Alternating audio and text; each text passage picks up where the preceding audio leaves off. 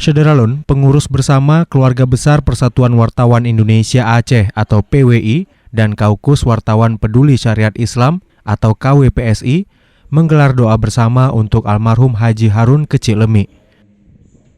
Prosesi doa bersama yang dipimpin Ustadz Muhammad Rizal diawali pengantar oleh Dosi Elvian dari KWPSI, dilanjutkan sambutan Ketua PWI Aceh, Tarmilin Usman. Sementara Ustadz Muhammad Rizal yang menyampaikan tausiah mengingatkan tentang kematian dan mengisi kehidupan dengan bekal yang akan kita bawa menghadap Allah Subhanahu wa Ta'ala. Semasa hidupnya, Haji Harun Kecik Lemi yang dikenal dermawan ini juga merupakan tokoh pers yang juga penasihat PWI dan KWPSI.